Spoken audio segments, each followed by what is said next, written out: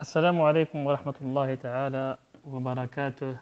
بعد غياب طويل حوالي 6 سنوات وبعد إلحاح كبير من متابعي سلسلة مختصر تاريخ العالم، إلحاح كبير من طرف المتابعين بأن أتم السلسلة، عدت لكم الآن بالجزء الثالث الذي يخص التاريخ الحديث، وسوف أتم إن شاء الله التاريخ المعاصر. فإذا فيما يخص التاريخ الحديث فسوف أضع بين أيديكم هذه الخطط الشاملة. هذه هي كما ترون، هي خطاط شاملة أو خط زمني أو لوحة كرونولوجية شاملة للتاريخ الحديث. طبعا هنا إذا لاحظتوا فأنا معتمد 4 مناطق رئيسية كما متعودين أنتم في السلسلة. عندنا أولا أوروبا، منطقة أوروبا باللون الأزرق. أسفل منها هنالك منطقة المغرب، تاريخ المغرب ما يخص تاريخ المغرب. ثم منطقة العالم الإسلامي بصفة عامة، الشرق الإسلامي. ثم أمريكا. تعمدت وضع المغرب بين أوروبا والتاريخ الإسلامي لأنه طبعا تاريخه مشترك ما بين أوروبا وما بين تاريخ العالم الإسلامي بالمشرق، ثم تاريخ القارة الأمريكية. إذا نبدأ على بركة الله. كنا قد رأينا التاريخ الوسيط وكل التطورات التي حصلت في التاريخ الوسيط. في التاريخ الحديث في أوروبا استمرت الدولة الأندلسية في جنوب أوروبا. هذه الدولة التي كانت قد تأسست منذ 711 ميلادية، استمرت إلى حدود سنة 1492. جيد. في هذه السنة ما الذي حصل؟ الدولة الأندلسية كانت قد مرت من مراحل من الضعف، مثل مرحلة عصر الطوائف الأولى كانت أنهتها الدولة المرابطية وأصبحت جزء من الدولة المرابطية. ثم بعد ذلك مرحلة ملوك الطوائف الثانية تقسمت مرة أخرى. فحينما انقسمت وحدها مرة أخرى الدولة الموحدية في المغرب، وبعد ذلك أيضا انقسمت مرة أخرى وضعفت، وتدخل المارينيون 4 مرات لمحاولة إنقاذ الأندلس. لكن أوروبا في تلك الفترة كانت قد بدأت تسترجع قوتها وعافيتها العسكرية واقتصادية وعلى مختلف المستويات، في حين أن الأندلس كانت قد بدأت تضعف، والعالم الإسلامي عموما كان قد بدأ يضعف في هذه الفترة. فمنذ 1258 كانت قد ضعفت الدولة العباسية، الخلافة العباسية، وانهارت وقامت دولة المماليك بالمشرق. المغرب طبعا لم يكن أحسن حالا، فبعد سقوط الدولة الموحدة تجزأ إلى عدة دول، أقصد المغرب العربي هنا، تجزأ إلى عدة دول منهم المارينيون في المغرب الأقصى. فالعالم الإسلامي عموما بعد يعني مع دخول القرن الخامس عشر 1400 بدأ كيضعف العالم الإسلامي، بدأ كيضعف. أوروبا بدأت كتزدهر وكتسترجع العافية ديالها، ودخلت فيما يسمى بعصر النهضة. هنا الأندلس كانت طبعا مرتبطة بالعالم الإسلامي وهي في جنوب أوروبا، فبدأ يؤثر عليها تقدم أوروبا وتراجع المسلمين، فبدأت تضعف شيئا فشيئا فشيئا إلى أن بقيت فقط مملكة غرناطة في الجنوب كان يحكمها بني الأحمر، أسرة بني الأحمر أو النصيريين. وفي النهاية سقطت سنة 1492. مع 1492 بدأ العصر الحديث. إذن كل ما ذكرناه من قبل كان جزءا من العصر الوسيط. قلنا بدأ العصر الحديث. العصر الحديث حسب التقسيمات، طبعا هذه التقسيمات تختلف من مدرسة تاريخية إلى أخرى. المدرسة التاريخية المعتمدة عندنا في المغرب وفي أوروبا غالبا هي هو التقسيم هذا الذي أذكره هنا على هذا النحو، يعني التاريخ القديم 3500 قبل الميلاد إلى 622 ميلادية، التاريخ الوسط من 622 ميلادية إلى 1492. إذا نتم. كنا في 1492 سقطت الأندلس وانتهى الوجود الإسلامي بأوروبا بشكل نهائي، وأوروبا بدأت في هذه الفترة كانت تعرف ما يسمى بالنهضة الأوروبية. هذه النهضة الأوروبية لها عدة مظاهر. أول مظهر من مظاهرها كان هو وبلا شك النهضة الفكرية. النهضة الفكرية هذه كانت عبارة عن صحوة فكرية بدأت لها عدة أسباب. أولها يعني احتكاك الأوروبيين مع التجار المسلمين، فأخذوا عنهم العلوم الإسلامية والعلوم التي ترجمها المسلمون عن الحضارات القديمة، خصوصا الحضارة اليونانية. وبالتالي بدأ واحد النوع ديال الانفتاح ديال الأوروبيين على الحضارات الأخرى. ولكن أيضا من الأسباب الرئيسية ديال النهضة الأوروبية هو ظهور الطبقة البرجوازية. كيفاش ظهرت الطبقة البرجوازية؟ هذه الطبقة البرجوازية بكل بساطة هم أبناء الفلاحين، لأن أوروبا قبل النهضة كانت تعرف فترة العصر الفيودالي، العصر الإقطاعي. في العصر الفيودالي كان التنظيم ديال المجتمع الأوروبي ينقسم إلى 3 طبقات رئيسية: طبقة رجال الدين إكليروس، وطبقة النبلاء الأسياد الذين يمتلكون الأراضي، وطبقة العوام اللي هما باقي شعوب أوروبا اللي فيهم كاسمهم العبيد أو كاسمهم الأقنان أو الفلاحين يخدمون الأرض. فكان السيد له قطعة أرضية يمتلكها بها وبمن فيها، ومن فيها يخدمونه بدون أي مقابل، فقط مقابل أن يوفر لهم حق السكن على أرضه. هذا هو النظام الفيودالي. لكن مع الحروب الصليبية، حينما قام هؤلاء بالحروب الصليبية في العصور الوسطى، نتحدث عن 1200 1300، حينما قاموا بحملات صليبية على القدس، هؤلاء الفلاحون كانوا من الجنود الذين ذهبوا إلى القدس والمشرق العربي، وهنالك اكتشفوا حضارة إسلامية مزدهرة وتجارة مزدهرة، فبدأوا يزاولون التجارة. وحينما بدأوا يزاولون التجارة بدأوا يستغنون عن الخدمة ديال الفلاحة، ما بقاوش باغيين يرجعوا أقنان وعبيد. ملي رجعوا لأوروبا ما سكنوش في ديك الأراضي ديال الأسياد، ولكن بقاو كيسكنوا على الأراضي الغير مملوكة للأسياد، يعني ماشي الإقطاعيات ولكن على هوامش الإقطاعيات. هوامش الإقطاعيات تسمى بيرغ باللغة الألمانية القديمة، بيرج بالفرنسية القديمة تقريبا. فحينما سكنوا في هذه الضواحي سموا بالبرجرز، أو ما نعربها نحن ونقول البرجوازيون، الطبقة البرجوازية. مفهوم؟ وهنا ظهرت الطبقة البرجوازية. إذن هنا ظهرت الطبقة البرجوازية، هذه الطبقة التي ظهرت كطبقة مستقلة عن رجال الدين إكليروس وعن الأسياد النبلاء وعن الفلاحين الأقنان. وهذه الطبقة امتهنت التجارة وبدأت تزاول الأعمال، وتجارتها اتسعت شيئا فشيئا، وأموالها ازدادت شيئا فشيئا. وهي الطبقة أيضا التي ساهمت في إدخال العلوم والمعارف إلى أوروبا، وهي الطبقة التي كانت محركا للنهضة الأوروبية. إذن هكذا قامت النهضة الأوروبية. في هذه الفترة أيضا بالضبط بدأت اكتشافات الجغرافيا في أوروبا، وهذه من مظاهر النهضة الأوروبية. بدأت اكتشافات الجغرافيا في أوروبا، فاكتشافات الجغرافية هذه كانت ممولة من الملوك. على فكرة أوروبا هنايا كانت خرجت من النظام الإقطاعي ورجعوا ظهروا الممالك مرة أخرى، ظهرت الدول مرة أخرى. النظام الإقطاعي ما كانش فيه الدول، ظهرت الدول مرة أخرى. كيفاش ظهرت الدول مرة أخرى؟ هو ديك الأسياد من اللي بقاو العبيد كيمشيو لهم يهربوا لهم من الأراضي ويمشيو يرجعوا كاملين تجار تجار تجار، فبقات المزارع بدون. الله أكبر معذرة. فقلت أن المزارع بقوا بدون فلاحين، المزارع بدون فلاحين. فالاسياد بداو كيبيعوا المزارع ديالهم وكيشتريوها الاسياد اخرين، وهكذا بدات كتتسع الهوامش ديال المزارع. بعض الاسياد بداو عندهم مزارع كتكبر، الحجم ديالها كيكبر حتى رجعت اماره. مع الوقت الامارات اتحدوا وتاسست دول مره اخرى في اوروبا. اذا قلنا في هذه الفتره من مظاهر ديال النهضه الاوروبيه هو الاكتشافات الجغرافيه.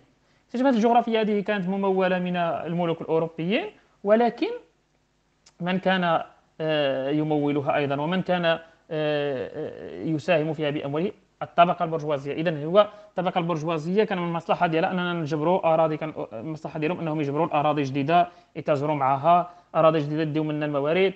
فالطبقة البرجوازية هنا مع الاكتشافات الجغرافية ومع اكتشاف أراضي جديدة تحولت تجارتها من تجارة في البحر الأبيض المتوسط إلى تجارة عالمية تشمل حتى الأراضي الجديدة التي اكتشفوها، وهي القارة الأمريكية. واكتشفت هذه القارة في نفس سنة سقوط الأندلس 1000 وملي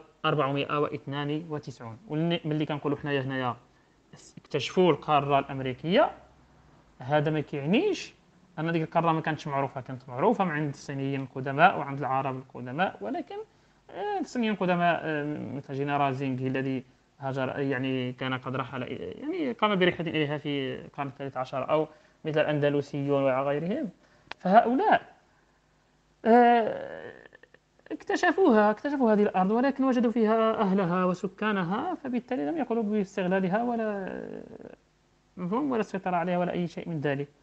عكس الأوروبيين الذين اكتشفوها في فترة كانوا يعني في حاجة إلى توسيع تجارتهم، في حاجة إلى الموارد، تحركهم الطبقة البرجوازية التي هي طبقة لا تفكر سوى في الربح، طبقة ربما بعيدا نوعا ما عن الدين وعن المعتقدات الدينية الأوروبية حينها، لأنها طبقة تحمل ترسبات آه، عن من لها موقف من رجال الدين عموما ومن الدين عموما، لأن رجال الدين كانوا متواطئين مع الأسياد في إطار النظام الإقطاعي.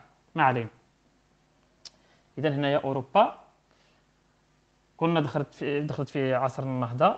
من مظاهر عصر النهضة الاكتشافات الجغرافية، ظهور الطبقة البرجوازية والحركة الإنسية، واللي هو واحد الفكر كان هو المنبع الأول للفكر العلماني. الحركة الإنسية التي تدعو إلى تقديم الإنسان عن كل شيء آخر، وتقليل الاهتمام بالدراسات الدينية والتركيز على الإنسان. هذه هي الحركة الإنسية. تطورت الأمور في أوروبا بعد ذلك، وخصوصا في القرن السادس عشر والسابع عشر، فظهرت الثورة الفلاحية. الثورة الفلاحية بكل بساطة هو أنه البرجوازيين بعد الفلاحة، بعد استثماراتهم في التجارة، بدأوا يستثمرون أيضا في الفلاحة. وحينما بدأوا يستثمرون في الفلاحة قاموا بتطويرها، وتطوير الفلاحة أدى بطريقة معينة، أظن لا داعي للتفصيل فيها، المهم أنه أدى للثورة الصناعية. وحينما أدى للثورة الصناعية دخل البرجوازيون إلى الثورة الصناعية، إلى المجال الصناعي، وقامت الثورة الصناعية في القرن الثامن عشر. على العموم، إذن هذه كانت خلاصة للتطورات التي حصلت في أوروبا على مستوى السياسي، على مستوى الاقتصادي. بالنسبة للمغرب، المغرب كانت قد ظهرت الدولة المارينية، والدولة المارينية خلفت الدولة الموحدية. والصراحة الدولة المارينية تختلف عن الدولة الموحدية نوعا ما. لماذا؟ لأن الدولة الموحدية ما قبل المارينيين كل الدول التي كانت تقوم في المغرب كانت هي دول دعوة، يعني تقوم من أجل الدفاع عن دعوة ونشر دعوة معينة. مثلا إذا تحدثنا عن الأدارسة فكانت دعوتهم شيعية يزيدية، هي من الشيعة يعني، ولكن من المذاهب الشيعية التي تعد مذهبا إسلاميا، الشيعة اليزيدي. مفهوم؟ الدولة التي جاءت بعدها الدولة المرابطية كانت دولة لها دعوة، وهي المذهب السني المالكي. الدولة التي جاءت بعدها هي الدولة الموحدية، كانت من أجل نشر مذهب ابن تومارت، المذهب التومارتي. ولكن حينما سقطت الدولة الموحدية، المارينيون غير قبائل ديال كيرعاو، كانوا غير كيرعاو الماشية ديالهم وكذا. ملي شافوا السقوط المفاجئ ديال الدولة الموحدية، لأن الدولة الموحدية سقطت بشكل مفاجئ خصوصا بعد انهزامها في الأندلس في معركة العقاب 1215، فحينما انهزمت ضعفت بشكل فظيع، لأنها فقدت الكثير من الجنود في هذه المعركة. ضعفت بشكل فظيع ومفاجئ، فاستغل المارينيون الأمر. المارينيون استغلوا الأمر وبدأوا يحتلون الأراضي، وهم ليسوا لا أهل دعوة ولا أهل فكر ولا أهل مشروع، دولة بدون مشروع. حينما أخذوا الكثير من الأراضي وجدوا أنهم تقريبا يعني يمتلكون الأراضي التي يمكن أن تسمى إمارة. حتى جاء عبد الحق بن يحيى أحد قادتهم وأعلن فعلا الإمارة، وبدأت هذه الإمارة تتسع وتدخل في صراع مع ما تبقى من الدولة الموحدية، حتى سيطرت على المغرب بأكمله وقامت الدولة المارينية. هذه الدولة المارينية مشكلتها أنها وجدت نفسها بدون شرعي، وجدت نفسها بدون شرعي. مفهوم؟ فبدأت كتحاول تجبر شي شرعية. الوجود ديالها. فقامت بأمرين. الأمر الأول هو ادعاؤهم نسبهم النسب الشريف، النسب للبيت لسلالة الرسول صلى الله عليه وسلم، وهو ادعاء طبعا ادعاء لا أساس له، ولكن هم عملوا على ترسيخ هذا الادعاء. النقطة الثانية هو أنه استغلوا ما يسمى بالزوايا. تأسست في عهده هذه الدولة الزوايا، وكانت مجرد مراكز لإيواء المساكين وإطعامهم. لكن الصوفية، المذهب الصوفي اللي كان ظهر مع الدولة الموحدية من قبل، هاد الصوفيين كانوا بداو كيلجؤوا لهذه الملاجئ هذه وكيسكنوا فيها، وبداو كيجيو عندهم التلاميذ والمريدين والأتباع. فبذلك تحولت الزاوية من ما يمكن أن نسميه جمعية خيرية إلى أحزاب سياسية. بدأت الدولة المارينية تحاول أن تشتري زمام هذه الزوايا لتثبت شرعيتها، ومن هنا بدأت ظاهرة الزاوية في المغرب. لكن المارينيين كان عندهم واحد الصراع خفي مع أبناء عمومتهم ويسمون الوطاسيين. انتهى هذا الصراع بتغلب الوطاسيين على المارينيين. لم يكن صراعا عسكريا مباشرا، ولكن كان صراعا داخل البلاط، اغتيالات للخلفاء المارينيين. وتولوا، وكان الخلفاء المارينيين دائما الحاجب أو ما يسمى نسميه اليوم بالوزير الأول تقريبا، هذا المنصب كان دائما يأخذه أبناء عموماتهم من الوطاسيين. ومع الاغتيالات وكذا أصبح الوطاسيون هم الأسياد الجدد للمغرب. لكن الدولة الوطاسية كانت ضعيفة جدا، ولأنها كانت ضعيفة جدا وتصادف الدولة الوطاسية تصادفت مع بداية الاكتشافات الجغرافية في أوروبا. ومن أول البلدان التي وصلها الأوروبيون هي المغرب. فكان احتلال السبتة 1415، كانوا باقي المارينيين. ثم جاء البرتغاليين واحتلوا جميع المدن اللي على البحر الأبيض المتوسط والمحيط الأطلنطي. وكانت أسوأ فترة في تاريخ المغرب صراحة هي فترة الغزو البرتغالي، لأنهم حينما قاموا بأخذ جميع المدن الساحلية قاموا بخنق الاقتصاد المغربي. لا شيء يدخل إلى المغرب، لا شيء يخرج منه عن طريق البحر، مفهوم؟ فحصلت مجاعة كبيرة، والمجاعة أتت بالأوبئة، وانقسم المغرب إلى عدة، أصبح المغرب بلا دولة تقريبا، ما نسمي بالسيبة. ورد فعل المغاربة كان متفاوتا، هنالك من تماهى مع الأمر وأصبح يعني تبعا للبرتغاليين، هنالك من فضل الانعزال، هنالك من وهنالك أيضا من بدأ الجهاد. فظهرت إمارات مجاهدة في الشمال، ظهرت إمارة شفشاون على يد مولاي علي بن راشد. في تطوان ظهرت إمارة المنظري على يد سيدي المنظري. مع الوقت اتحدت هاتين الإمارتين على يد أميرة الجهاد السيدة الحرة. والسيدة الحرة كان أيضا لها خال موريسكي، خالها الموريسكي كان يساعدها، كان اسمه اتخذ اسما عربي هو مولاي مهدي، ولكن مشهور هو باسم مارتن فرنانديز. مارتن فرنانديز هذا كان مجاهدا بحريا يدافع عن السواحل التطوانية، وكان له برج عسكري على مصب نهر مارتن، سمي أصلا النهر باسمه. والبرج العسكري كان له برج عسكري هنالك سمي باسمه. ثم أصبحت قرية، ثم بعد ذلك أصبحت مدينة، الآن هي مدينة مارتن التي يسمونها ظلما وبهتانا مارتيل. لا يوجد في تاريخ المغرب شخص اسمه مارتيل، لا يوجد. مارتيل هذا شخص لا وجود له. أما مارتين فهو مارتن فرنانديز رحمة الله عليه، هذا هو الذي سميت مدينة باسمه، وهذا هو الاسم الحقيقي للمدينة الذي يجب أن يتم إحياؤه صراحة.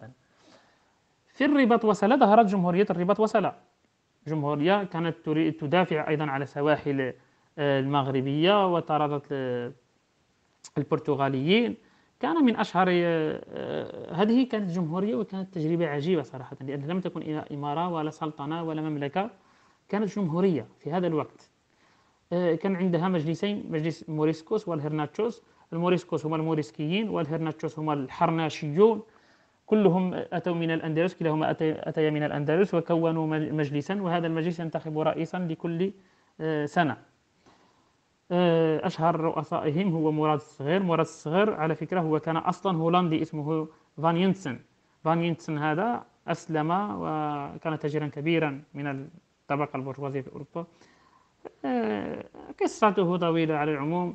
أسلم وأصبح واتخذ اسما عربيا ودخل واندمج في مجتمع الرباطيين الستويين، ثم أصبح رئيسا في إحدى السنوات. لكن هذه التجربة لم تدم طويلا صراحة، هذه الإمارة لم تدم طويلا. على العموم في سوس ظهرت إمارة أخرى، وهي الدولة إمارة تجمرتية. الإمارة التجمرتية التي نقول له نحن اليوم الإمارة السعدية. هذه الإمارة فكرتها كانت مغايرة، كانت تريد أن تدافع عن أكادير ولكن عن المغرب بأكمله، لم تكن ذات أهداف محلية فقط. وفعلا هذا ما فعلته، استطاعت أن تحرر حصن فورتي بأكادير، ثم حررت كل الحصون التي توجد شمال أكادير، وبدأت تتسع تتسع تتسع تتسع إلا أن استطاعت أن توحد المغرب بأكمله، وتأسست بذلك الدولة السعدية، وانتهى الوجود البرتغالي في المغرب. إذا انتهى الوجود البرتغالي في المغرب وتأسست الدولة السعدية، وكانت دولة قوية جدا. ثم مع منصور الذهبي تحولت إلى إمبراطورية توسعت جنوبا حتى مالي الآن، حيث تسمى الآن مالي وجزء من النيجر والسنغال. والغاية كانت هو البحث عن الذهب، لأن الدول في هذه الفترة الدولة القوية كانت هي الدولة التي تمتلك أكبر كمية من الذهب. طبعا بعد ذلك معركة المخازن وقعت في هذه الدولة 1578، واستطاعت فيها الدولة السعدية أن تقهر الإسبان والبرتغاليين اللذان اتحدا على المغرب وحاولا. هي قصة معركة، قصة طويلة لا داعي للدخول فيها، ولكن كانت واحد المعركة اللي أنهت آمال البرتغاليين في العودة إلى المغرب. بل كانت واحد المعركة اللي قتلوا فيها الملك ديال البرتغال، وبسبب هذا القتل الملك البرتغال سقطت الدولة البرتغالية نهائيا، ما بقاتش في الخريطة لمدة 60 عاما. 60 عام ما بقاتش شي حاجة اسمها البرتغال في أوروبا، احتلتها إسبانيا ومهم هذه قصتها أخرى.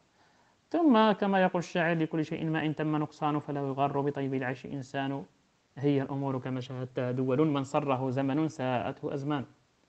الدولة السعدية على عظمتها واتساعها وقوتها في النهاية ضعفت أيضا ككل الدول وانقسمت، فانقسم المغرب أيضا إلى دول: دولة النقصيص في الشمال، الزاوية الدلائية في نواحي فاس، الزاوية السملالية في الجنوب، والسعديون فقط أصبحوا يحكمون المجال الذي يحيط بمدينة أكادير حاليا، سوس يعني سوس ونواحيها.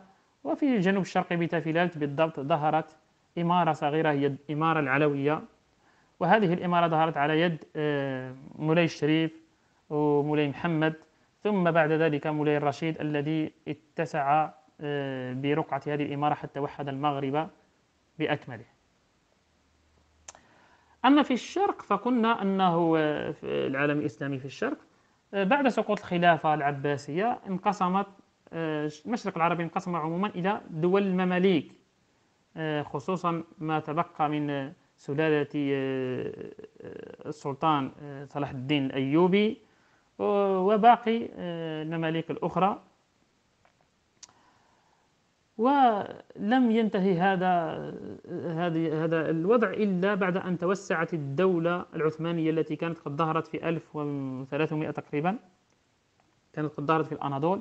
هذه الدولة العثمانية بدأت تتسع إلى سنة 1516، حيث ضمت الشام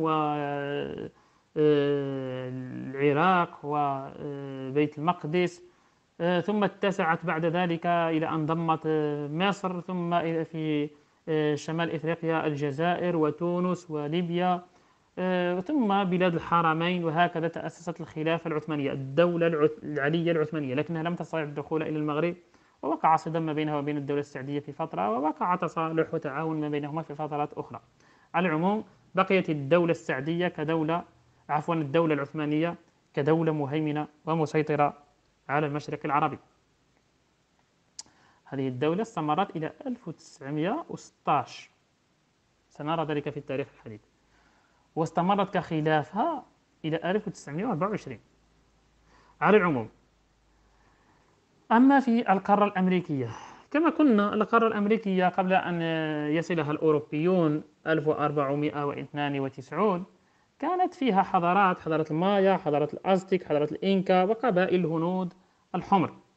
وحينما وصلها صراحة المكتشفون الأوروبيون، هم وصلوها بالصدفة، لأنه هو الغاية التي كانت عند الأوروبيين، وأنهم كانوا يريدون الوصول إلى المشرق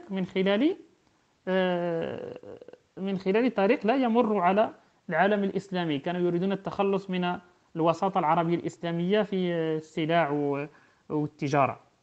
الطبقة البرجوازية خصها الربح، خصها السلعة بدل ما تجيبها بوساطة عربية إسلامية بواحد الثمن زايد فيه تحقق يدهم هما كدول إسلامية، خصها توصل للسلعة للهند والصين مباشرة وتجيبها بثمن باخس باش يكبروا الهامش ديال الربح ديالهم. فبداو كيفتشوا على الطرق.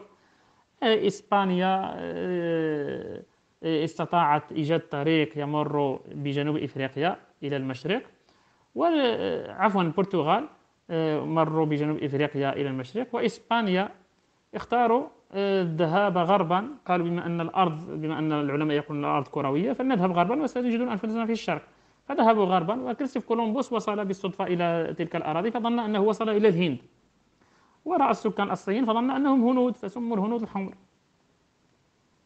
إذن وظنوا أنه وصل إلى الهند. بعد ذلك مع توالي الاكتشاف وصول الرحالة الآخرين بدأوا يكتشفون أن أراضي لا علاقة لها بالهند، منهم الرحالة أميريكو فيسبوتشي، وعلى اسمه سميت هذه القارة أمريكا على اسم أميريكو. بعد ذلك بدأ الاحتلال الأوروبي لهذه القارة سواء شمالا أو جنوبا، فظهرت مستعمرات إنجليزية وفرنسية في أمريكا الشمالية، ومستعمرات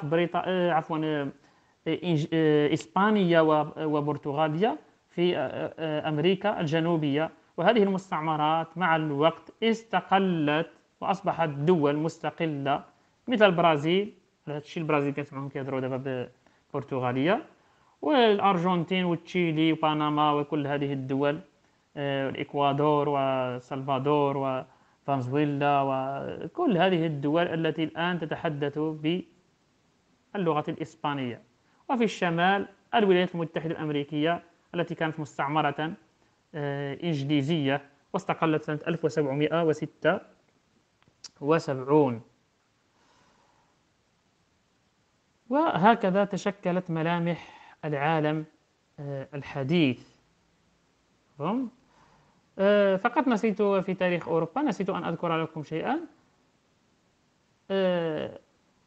التاريخ الحديث إذا كان يبدأ ب 1492 فإنه ينتهي في سنة 1789. علاش كينتهي في 1789؟ لأنه رجعنا لأوروبا وتتبعنا التطورات اللي كانت واقعة في أوروبا. قلنا أنه النهضة والثورة الفلاحية، الثورة الصناعية، أيضا ما هضرتكمش على فكر الأنوار اللي كان ظهر تما، وهو فكر يدعو إلى الحرية وإلى الديمقراطية والمساواة، وهي أفكار تصب في مصالح البرجوازيين، وكل البرجوازيين يدعمون هذه الأفكار. في النهاية انتشار هذه الأفكار أدى إلى الثورة الفرنسية 1789. في الثورة الفرنسية هؤلاء البرجوازيين بعد أن سيطروا على التجارة والفلاحة والصناعة، في الثورة الفرنسية بدأ مسلسل سيطرة البرجوازيين على السياسة، وفعلا أسقطوا الملكية في فرنسا، وتأسست الجمهورية، وتمكن البرجوازيون من الوصول إلى الحكم. وهذا هو الذي سيكون له أكثر أو أكبر أثر على تاريخ العالم المعاصر. إذن لنعرف ما الذي حصل بعد وصول البرجوازيين إلى أوروبا وكيف أثر هذا على العالم، نلتقي إن شاء الله في الجزء الرابع والأخير من مختصر تاريخ العالم بالدارجة. في هذا الجزء سوف نتحدث عن التاريخ المعاصر أو الفترة المعاصرة، وإلى هنالك إن شاء الله لكم مني أزكى التحية والسلام.